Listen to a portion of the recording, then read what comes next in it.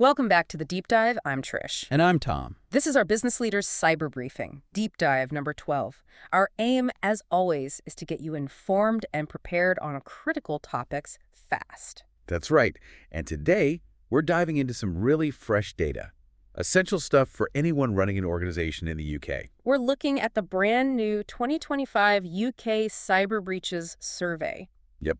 Think of it as like a vital health check on the UK's cyber resilience. So our mission today, we want to unpack the key findings, highlight the real threats businesses, charities, education institutions, everyone really is facing. And crucially, lay out some practical, actionable steps for managers, for board members.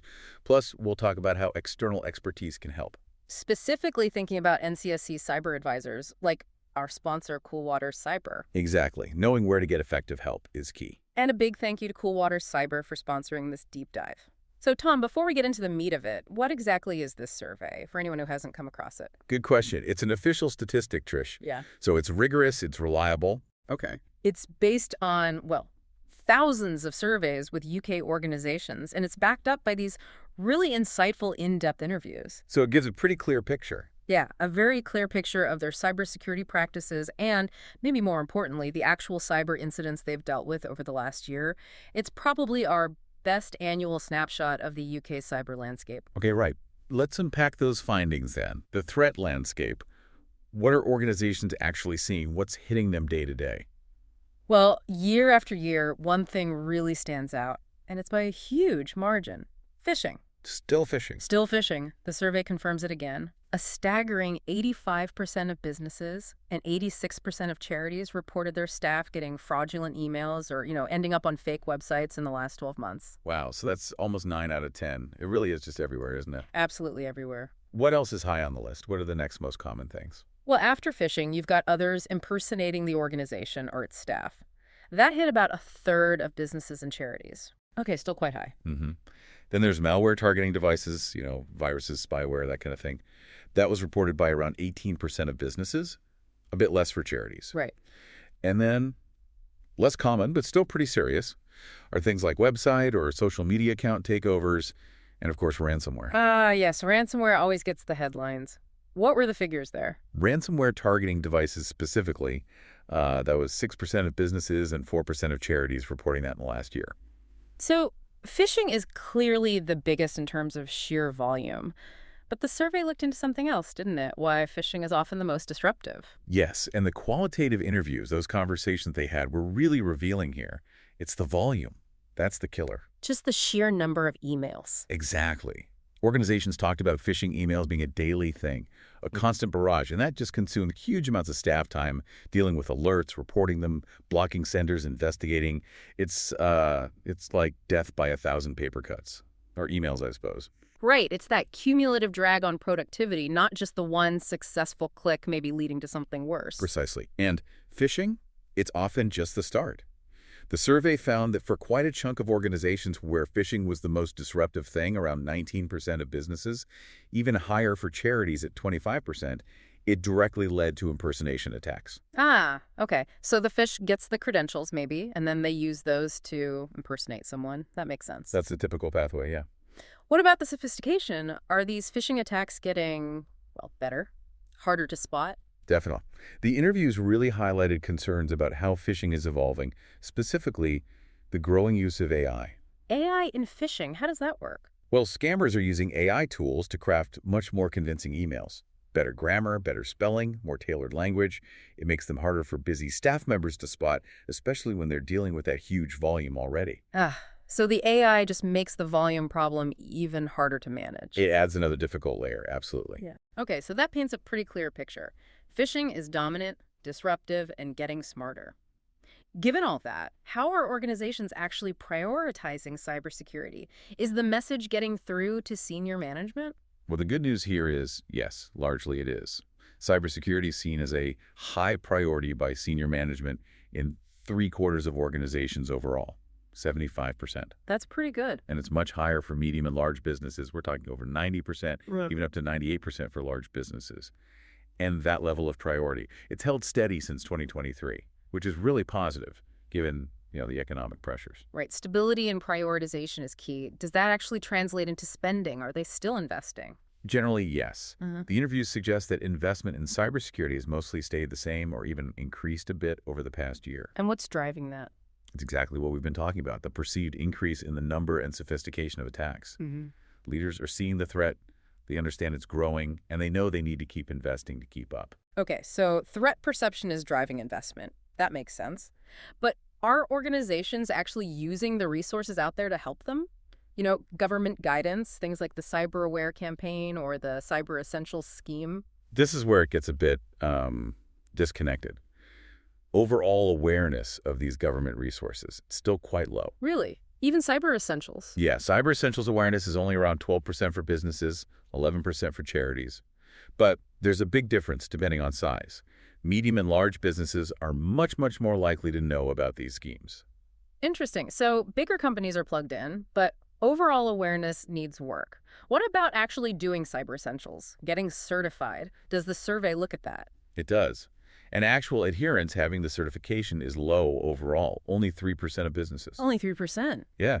And this is really fascinating. It's a much higher proportion, around 22% of businesses say they already have the technical controls covered by Cyber Essentials in place, even if they haven't got the badge. Okay, hang on.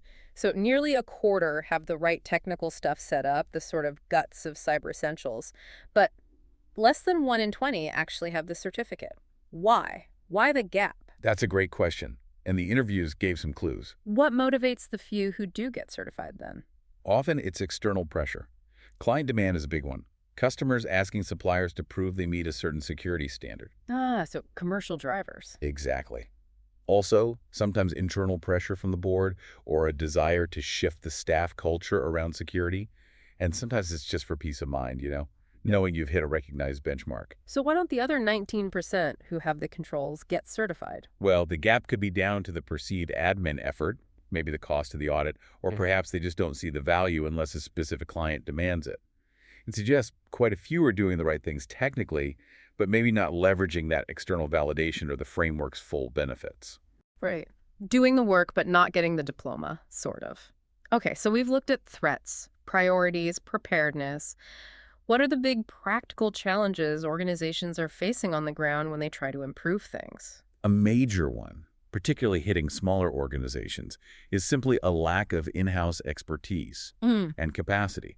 They often just don't have dedicated cybersecurity people. So who do they turn to when something goes wrong? Well, typically their first call is to their existing IT provider or maybe their cloud provider, what the survey calls their digital service provider, or DSP. Right, the outsource IT support. That seems necessary for many, but I guess it brings its own issues. It absolutely does. Yeah. Organizations know they rely heavily on these DSPs, right? But cybersecurity isn't always top of the list when they're choosing one initially. Or maybe it's just not discussed in enough detail. An assumption, maybe. Often, yeah. There's sometimes an assumption, perhaps unspoken, that the DSP is handling all the cyber risk. And this can mean internal processes get missed, or, crucially, those responsibilities aren't clearly defined in the contracts. Leads to gaps. It can. There was a great quote in the qualitative findings. Someone said, "My view is that if we're paying them for a service, then it is their responsibility to ensure they deliver a service." But the reality of shared responsibility is often way more complex. Yeah, that quote really nails the potential mismatch in expectations. What about challenges inside the organization? Well, in bigger places, you can sometimes see a bit of a disconnect. You might have a dedicated IT or cyber team that gets the risks, but they struggle to communicate that effectively to the rest of the staff or even senior managers. Getting the message across. Exactly. And in smaller organizations, the interviews showed board involvement can be quite reactive or just ad hoc. They tend to place a lot of trust in their IT lead or that external DSP we just talked about. Which could lead to? Sometimes it means senior managers might sort of disengage or they don't fully grasp why certain security measures are needed, why the investment is necessary. Right. And budget's always a factor, I assume. Predictably, yes. Budget and resource constraints are a constant battle, especially for smaller firms who find it hard to invest beyond the absolute minimum requirements. So getting alignment, managing resources, what about planning for when things actually go wrong? Incident response. Yeah, developing formal incident response plans. Still a really big hurdle, especially for smaller organizations. Again, it often links back to that lack of expertise. And, cyber incidents feel so unpredictable it can make planning seem overwhelming. And even if they have a plan, Testing it is often infrequent. The survey found that often the first real test of the plan is during an actual breach, which isn't ideal. definitely not ideal. There's uncertainty about what steps to take, who does what, and crucially, getting staff buy-in for testing, for running drills, is a real problem. People are often reluctant to give up time for simulations. They see it as maybe not real work. Possibly. Yeah. There was another telling quote, "I haven't done practical exercises. I think it would stress them all out." Wow. But surely being stressed in a practice run is better than total chaos in a real attack. You'd think so. Hmm. It really highlights a cultural barrier to being properly prepared. Okay. And beyond internal planning, what about risks coming from outside? The supply chain. That's the other big external challenge. Managing cybersecurity risks coming from suppliers. The ripple effect if a supplier gets breached. Exactly. And how organizations manage that. It varies hugely in formality. Often, these cybersecurity chats only happen right at the start, when a contract is signed. And then it's forgotten. Sometimes feels like it. Organizations mentioned it can feel, awkward to bring up cybersecurity with suppliers they've worked with for years. There's a tendency to just rely on the contract, assume it covers everything, or just trust the supplier to speak up if they have a problem. Relying on self-reporting. Yeah, as one interviewee put it, there's a reliance on them informing us if they have an attack, for example, which is, a very reactive stance to take. Okay, so a whole raft of challenges there. Skills gaps, tricky DSP relationships, internal communication issues, planning and testing failures, reluctance, supply chain blind spots. It sounds like a lot for any business leader to juggle. Based on all this, what are the practical, concrete steps managers and boards should really focus on now? Okay, well, first off, let's acknowledge the positives. The survey did show good trends in basic cyber hygiene things, like keeping malware protection up to date, restricting admin rights, using firewalls, having ways to handle phishing emails. The fundamentals. Exactly. So step one is build on that. Reinforce those basics. Make sure they're robustly implemented, consistently checked, and that the relevant staff understand them. Don't neglect the foundations. Shore up the basics. Got it. What's next, especially thinking about that massive phishing problem? Given phishing is the most common and most disruptive threat, prioritizing defenses there is just non-negotiable. Leaders must ensure there's regular, effective staff training on spotting and reporting phishing. And keeping it current. Absolutely critical. That training has to keep pace with the evolving threats, including those AI-enhanced scams we talked about. It cannot be a tick box exercise done once a year. Yeah. It needs to be continuous, engaging. Continuous training. Vital. Okay, what about that big gap in incident response planning and testing? This needs serious leadership focus. Organizations have got to move beyond just reacting chaotically when an incident hits. Yeah. Step one, develop a formal incident response plan. Write it down. Make it real. Yes. Assign clear roles and responsibilities before anything happens. Have written guidance on who needs to be notified: internal teams, external parties like regulators or customers. And then the really crucial bit, test the plan regularly. Run drills, simulations. Exactly. And leaders need to champion these tests. Yeah. Address that staff reluctance head on. Explain why this preparation is so important, why it's actually beneficial for everyone. Build that muscle memory before the crisis hits. Okay. How do we tackle the board engagement challenge? Getting senior leaders properly involved. Leaders need to proactively pull cybersecurity into the boardroom. It shouldn't be treated as just an IT issue discussed in a silo. Make it a regular agenda item. Definitely. Make it a standing item. Foster constant open dialogue between the IT or cyber teams and the senior leadership. The board needs to understand the risks in clear business terms, understand the why behind security investments and policies. So they provide the resources and the buy-in. Precisely. That understanding at the top is absolutely crucial for getting the whole organization behind security efforts. It's about dialogue, not just blind trust or, worse, disengagement. Dialogue builds understanding. Okay. What about those external risks, the DSPs and the supply chain? Don't just assume your digital service provider is handling everything cyber-related.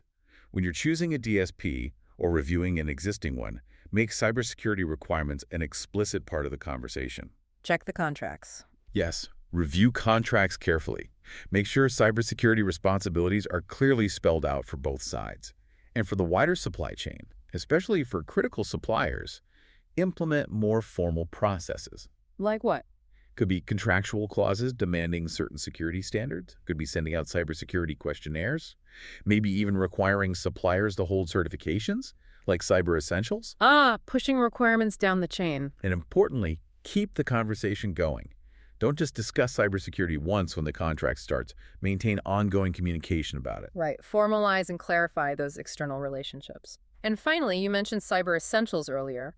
Only 3% certified, but 22% have the controls. What's the practical step there?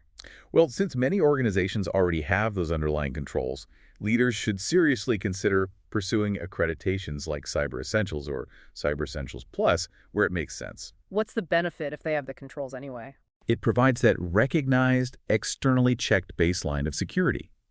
The process of getting certified often tightens up internal practices too. It gives peace of mind. And increasingly, it's something clients look for or even demand. It can genuinely help win business. It's about turning those existing controls into a formal, recognized asset. Okay, that's a really solid list of practical actions, all flowing from the survey findings. But Tom, let's be realistic. For many organizations, especially smaller ones, may be struggling with those skills gaps, tight budgets, lack of time. How can they realistically do all this? Develop plans, test them properly, engage the board better, manage suppliers, pursue certification. It sounds like a lot. Yeah, it is a lot. And this is precisely where getting external expertise can make a huge difference. All those challenges we just listed, the lack of in-house skills, finding it hard to plan and test, needing help engaging leaders or managing supplier risk, the sheer cost and time involved in building that capacity internally. Yeah. They all point towards a significant value you can get from bringing in targeted help from outside. Okay. Is there a sort of recognized, trustworthy way to find that kind of help in the UK? Yes, absolutely. The National Cybersecurity Center, the NCSC, runs a scheme specifically for this. The source material points to the NCSC Cyber Advisor Scheme.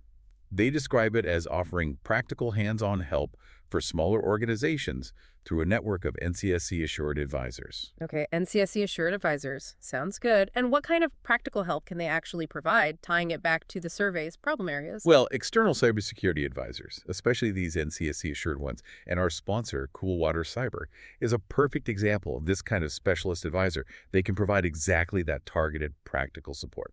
They can come in and do those vital risk assessments, find the vulnerabilities. They can help you actually develop and then test those formal incident response plans tailored specifically to your organization. That directly tackles the difficulty many firms have with planning and testing. Right, overcoming that hurdle. Yeah.